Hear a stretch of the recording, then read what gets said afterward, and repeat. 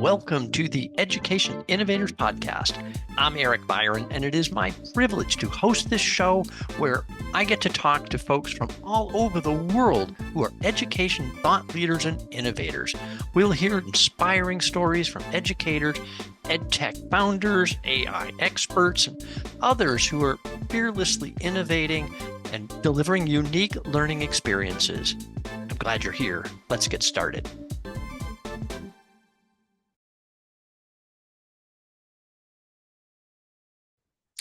Welcome to the Education Innovators Podcast. I'm Eric Byron. Today is a solo episode, so no guest on the show today, just me. But I want to talk about an executive order that Trump issued back on April 23rd, 2025.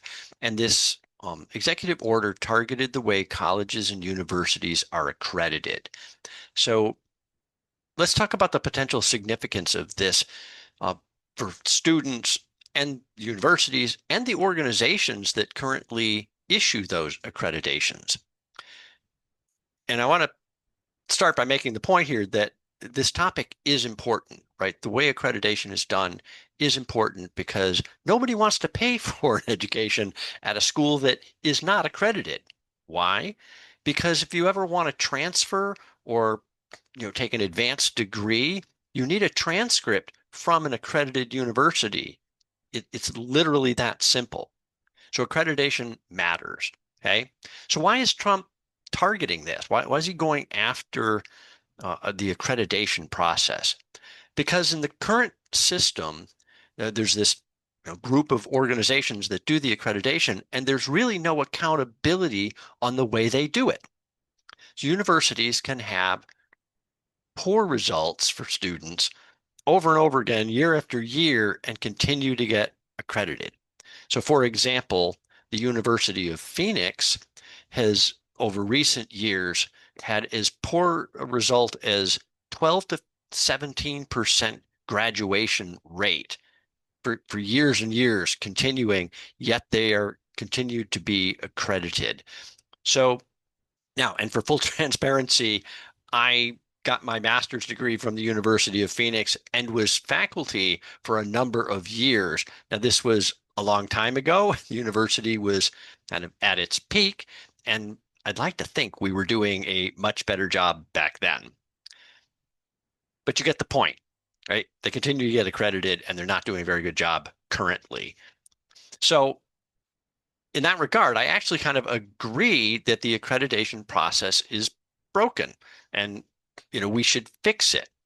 In fact, I'll go even further and say that the way many universities measure success is generally broken. And now, if we go to the top universities, right, the Harvard, MITs, University of Chicago, Stanford, whatever, those guys do measure and publish the data on graduate employment. Right? This is really, for me, the key metric for success. Did your students go on and find jobs and are successful in life after college? But the majority, or I think the vast majority of the smaller universities and colleges, they don't collect this data, do not report such stuff, and they don't do it because the data would be embarrassing. Right? So many students paying for education and then not being able to find a job or ending up working at, Walmart or whatever. Okay. So what we've already seen, though, is those graduation or employment rates, graduation rates don't matter in the accreditation process as it currently stands.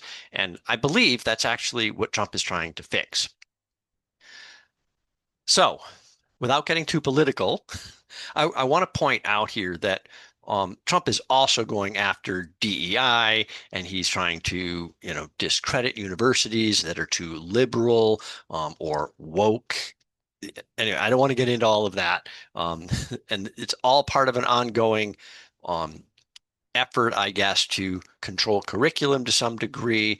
I'll talk a little bit later about his latest efforts on international students, but he's really trying to prevent some students from learning things that they don't want, or the administration would rather avoid talking about. Okay. I know it's hard to stay away from the political side of this thing. All that aside, though, let's talk about the practical impacts of this executive order on April 23rd. So one thing that stands out to me is that it opens the door potentially for new organizations to become accreditors. Okay. It also opens the door, I think, for some non-traditional educators or educational organizations to get accredited where they haven't been able to do so previously. So so this could be good or bad, right? It could have both a positive and negative impact depending on the execution, which of course is what we see with so many of these policy things that are happening right now around education. Could be good, could be bad. All right. There's a lot of money at stake here, though. And I'm saying this because failure to get accredited, so a school that's previously been accredited and then loses its accreditation based on Trump's executive order, this could mean a loss of federal funding, which could cause a school to close, right? They simply could cease to exist. And this is really bad. That's traumatic for the students, especially those who are currently enrolled in a school that closes, that shuts down due to loss of funding because they can't transfer, right? They've taken all these credits, they've paid for all these credits, and now they're non-transferable because the school has lost its accreditation. So this is bad. This has a real impact on real people who are just trying to get educated and improve their place in life. So now, do some of these schools deserve to lose their accreditation or be forced to make changes? Absolutely. Is it going to be painful? Absolutely. So, conclusion. This is kind of a mixed bag. I think there is a problem that needs to be solved. And, I'm not sure this executive order is exactly the right effective solution. But there's work to be done here. And as usual, the executive order will face legal challenges and resistance, before anything actually gets implemented. But I'm not opposed to trying to do something to improve the accreditation system and force schools to actually do a better job and have better outcomes for the students.